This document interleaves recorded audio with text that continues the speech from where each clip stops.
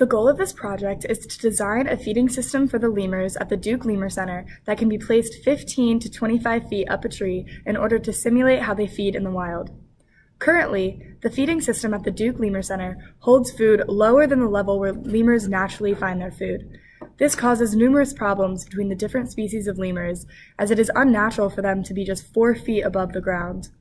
The Duke Lemur Center strives to create a natural habitat that enriches the lemurs' lives in captivity while also working hard to keep them safe.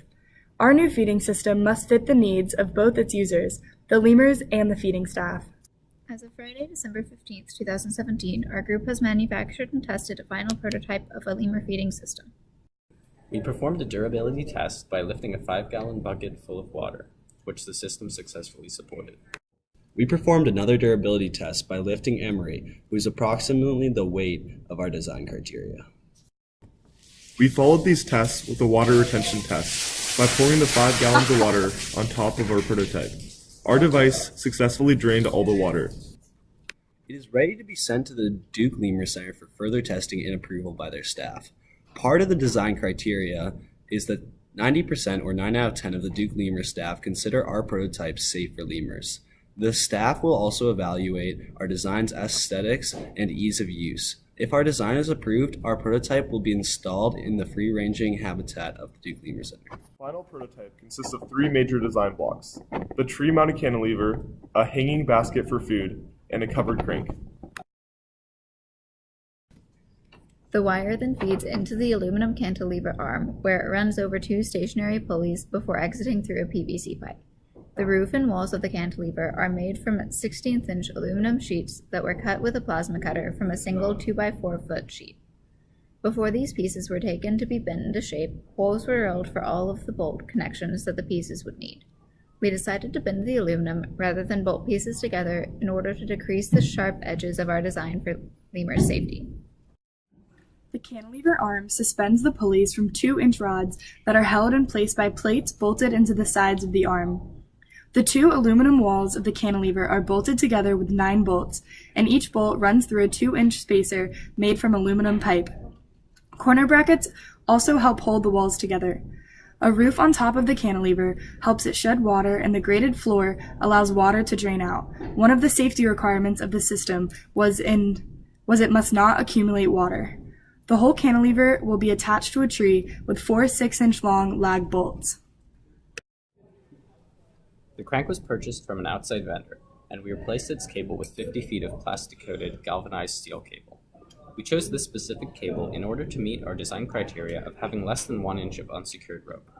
Our client specified that loose ropes were very harmful in a lemur habitat due to the potential for strangulation. A thick, coated cable will prevent lemurs from entangling themselves. We then made a box from sheets of polycarbonate that protects the crank from lemurs' scent marking. We decided on a polycarbonate box to encase the winch, based on our conversation with technical mentor Dr. Virgin. He described Lexan, the polycarbonate plastic we used, as a very durable and weather-resistant material. He also said that it is easy to machine. The box is glued together with acrylic glue and will be bolted to the tree. One side is able to open in order to provide access to the crank. This access is essential because it allows the user to engage the ratcheting mechanism, which prevents the platform from falling. The crank's handle extends outside the box and is detachable, and the handle and gear ratio in the crank provides significant mechanical advantage. The wire exits the polycarbonate box through a small hole and is guided up the tree by eye screws. These will prevent the wire from tangling or moving significantly away from the tree. The cable that descends from the cantilever ends in a loop that is attached to the feeding platform assembly with a quick link. The assembly consists of 4 links of high-strength green PVC that are bolted to a 3D printed connector.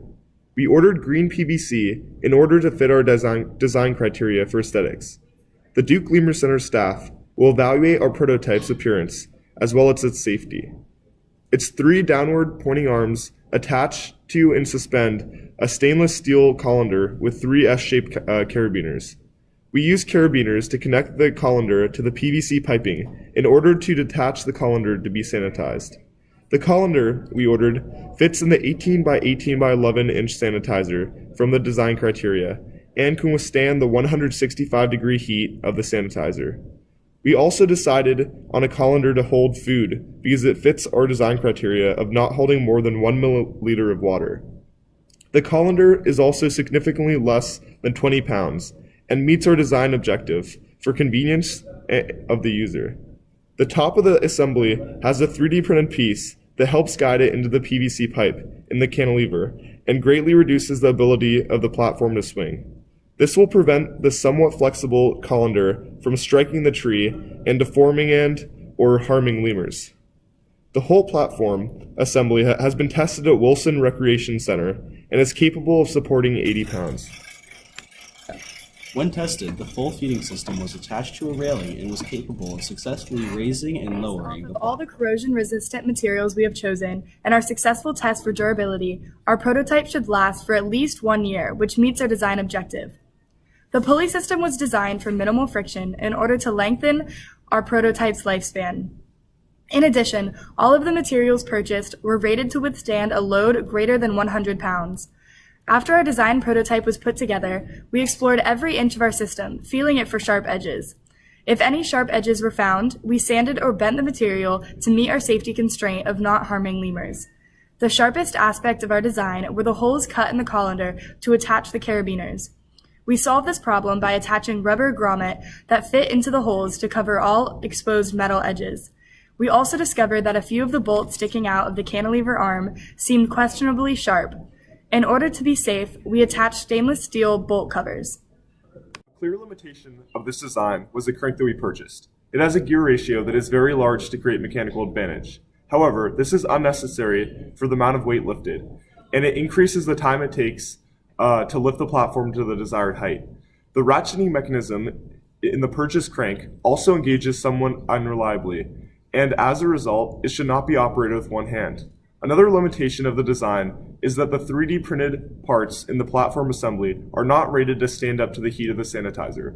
Fortunately, because these parts will not come into contact directly with food, they do not need to be sanitized daily and can instead be treated with bleach. Accessing the plasma cutter and metal bender would have not been possible without the help of the student shop staff. These steps were instrumental to manufacturing the final prototype, and the team extends our most sincere gratitude for all their contributions. Additionally, technical mentor Dr. Virgin provided feedback and advice, including introducing the possibility of using polycarbonate in the design and using 1/16 inch aluminum sheet. Without this input, the team would have not been able to produce a prototype of the same quality. Even the utilization of a 1/8 inch thick aluminum sheet would have caused major complications in the cantilever assembly.